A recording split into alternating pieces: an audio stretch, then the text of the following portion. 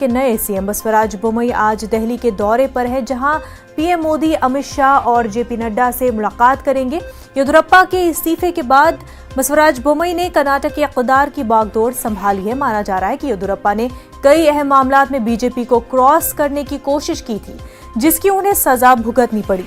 हालांकि येदियुरप्पा ने कहा कि वो किसी के दबाव में नहीं बल्कि अपनी मर्जी से इस्तीफा दे रहे हैं।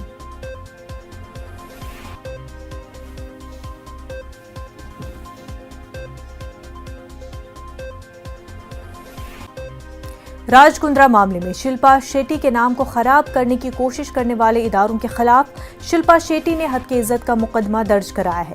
बॉम्बे हाई कोर्ट में आज हत्या इज्जत मामले में समाअत होगी। शिल्पा शेट्टी ने 25 इदारों के खिलाफ हत्या इज्जत का मुकदमा दर्ज कराते हुए कहा कि उनका नाम उनके शौहर के साथ मुलजिमाना कार्रवाइयों में घसीटा जा रहा है। शिल्पा शेट्टी ने 25 करोड़ का मुतालबा भी किया है।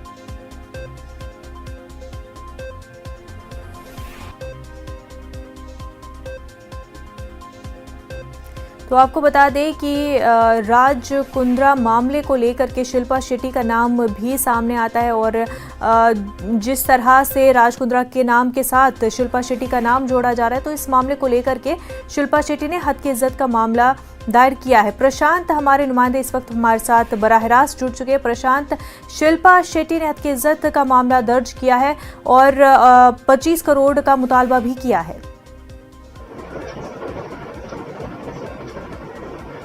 जी बिल्कुल, देखिए आज मुंबई हाई कोर्ट में इस पर सुनवाई भी होनी है और शिल्पा शेट्टी ने इसी चीज को ध्यान में रखते हुए मामला दर्ज कर डिफेमेशन का केस किया है, क्योंकि पिछले दिनों से जिस तरह से राजकुंद्रा का नाम पोर्नोग्राफी में आया, उनकी गिरफ्तारी हुई, उसके बाद से शिल्पा शेट्टी का भी नाम जो है उसके साथ जोड़ा गया और बीच में हमने देखा कि क्राइम ब्रांच की टीम राजकुंद्रा को लेकर शिल्पा शेट्टी के घर भी गई थी, वहां पर छानबीन भी किया गया था और शिल्पा शेट्टी से पूछताछ भी की गई थी।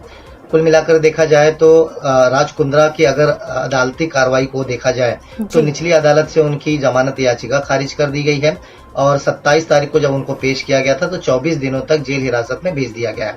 कल बॉम्बे हाई कोर्ट में उनकी राजकुंद्रा की जो याचिका दाखिल की गई थी कि उनकी जो गिरफ्तारी है वो इनलीगल तरीके से किया गया है, जो गलत है। उनके वकील आबाद पोंडा ने कल वहां पर अपनी बहस पूरी कर ली है। अब जो है सरकारी पक्ष का सुनना यानी शनिवार को अदालत ने तय किया है।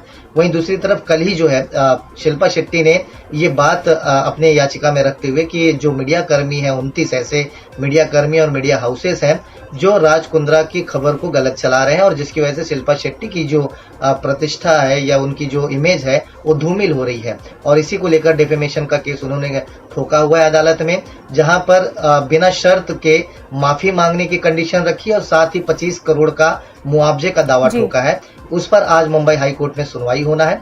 देखना ये होगा कि जब सुनवाई शुरू होगी तो शिल्पा शेट्टी के वकील की तरफ से क्या कुछ पहलू, क्या कुछ उन खबरों को रखा जाता है जो शिल्पा शेट्टी को लगता है कि मीडिया कर्मियों की तरफ से गलत चलाया जा रहा है। मीडिया बिल्कुल